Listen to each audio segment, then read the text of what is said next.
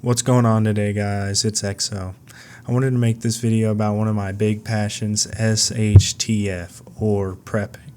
Now, I did get this video idea from Jimmy Talks. Go check him out. He is way more qualified to speak on this than I am. But anyways, if you don't know what SHTF means, it stands for Shit Hit the Fan.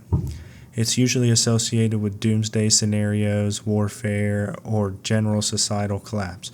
Basically, military type stuff.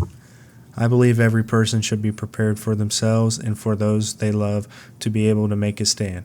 Whether it's a natural disaster, which is most common, a home invasion, a war in our homeland, food shortages, civil unrest, the list goes on and on. Short of a nuke wiping me and my family out, I want to be prepared for everything. Now, this is a very niche subject with a lot of nuances, and I could make 100 videos about it. This video is just going to focus on supplies you should start getting if you want to be prepared. There are 5 categories: food, water, medical, shelter, and self-defense. The first thing you want to do is food and water storage. I'm not saying go and buy a bunch of garbage meal served MREs. I'm saying start slowly amassing more food. Canned goods, rice, salty foods should be top priority. When you go to the grocery store, instead of buying 1 can of Spam, buy 2. Instead of buying 3 cans of ravioli, buy 6. Just start doubling what you buy and setting the extra aside for scenarios unknown. For water, you'll probably want to get extra flats of bottled water. You can also buy jerry cans. They're like $40. You can fill them with sink water and stash them under your bed. You'll also need filtration. God forbid you have to leave your house, you will need a way to filter water. I suggest a Life Straw or a Sawyer Mini. Camelback filtration systems and iodine pills are good backups too. Food and water are top priority. If you can't move property because you're starving or dehydrated, it will be hard to make life or death decisions quickly. They can also serve as bartering items with friendly forces. Medical. Now, this really depends on how much training you have. For everyday stuff like the average person knows about medical, bumps, bruises, common sicknesses, most people will manage fine. All you need is Band-Aids, gauze, rags, over-the-counter medicines, and that'll be enough. But for extreme things like gunshot wounds, broken limbs, tetanus, etc., you're probably screwed, let's be honest. If you don't have training, very few people know how to deal with those injuries. The best thing you can do is get training. Take an EMT class, read combat books, and practice. Having an IFAK, individual first aid kit, won't hurt also. Let's face it though, in a full collapse, many will die in the first month or 2, including me. But the more aware and prepared you are, the better your chances are of coping with the horrors and moving while others are still paralyzed by shock. Now, for a really niche, nuanced subject, let's talk about self-defense. This is a deep subject. I personally enjoy role-playing the military badass shit, fucking LARPing, going shooting with the boys, ooh-rah, hoo-ah type shit. But to be honest, guys who act like me are probably going to get head tapped and become loot boxes for others. But if you want to be safe and you want to fight a force that's there to hurt you, you'll need a rifle and a pistol minimum. If you can't afford both, get a pistol. I recommend a semi-auto rather than a revolver. You want something more than 12 rounds at least. Consider a Glock 17, 19, or 45.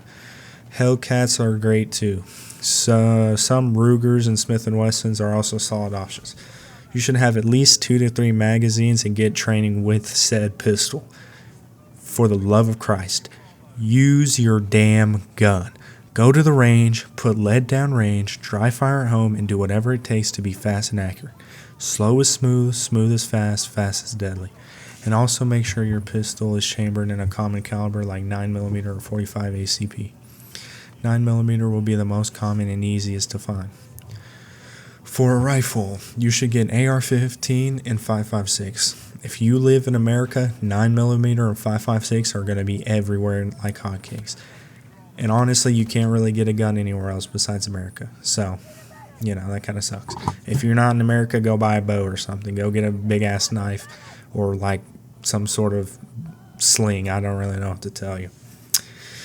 Palmetto State Armory sells a solid pre-built AR-15 for around $400. If you have the money, buy something higher quality. Talk to your local gun shop owner and see what they recommend.